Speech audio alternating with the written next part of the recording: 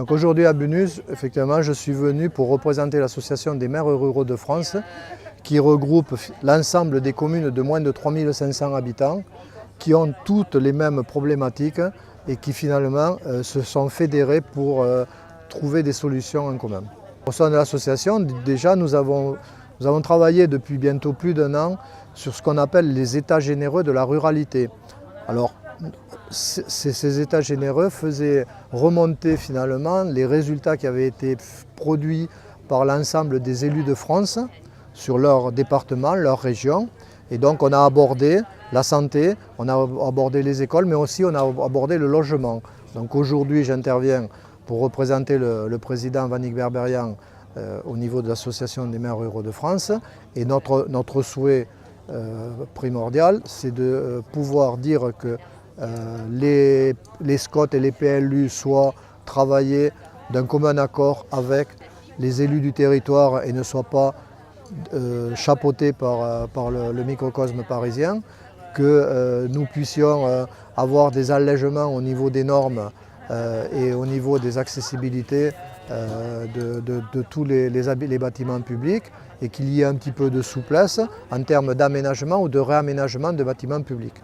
La France finalement est une terre d'histoire, donc ça veut dire que notre patrimoine, que ce soit dans des grosses communes, dans les petites communes, et la richesse de notre pays. De ce fait, on se doit, nous, à partir du moment où on est investi dans un mandat de maire, de garder ce patrimoine, de l'entretenir ou de le valoriser. On le valorise à travers les logements, alors qu'ils soient sociaux ou des logements à l'accession aux primos arrivants, pour qu'on puisse aussi faire perdurer nos écoles dans nos villages ruraux et de manière à ce qu'effectivement des primos arrivants puissent venir s'installer aussi à travers finalement des logements possibles.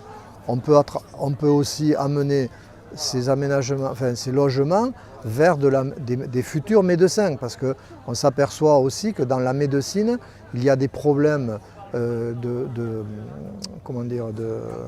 pour trouver des solutions pour les internes lorsqu'ils viennent en maître de stage dans les communes pour pouvoir être hébergés facilement. Donc notre association a travaillé sur le principe de pouvoir accueillir des médecins en zone rurale. Voilà. Donc ça c'est important. Ensuite, les normes, travailler avec le gouvernement, avec le nouveau gouvernement, sur tout ce qui touche un petit peu la simplicité à travers les normes et surtout de l'aide à l'investissement qui malheureusement aujourd'hui est impacté par la baisse des dotations.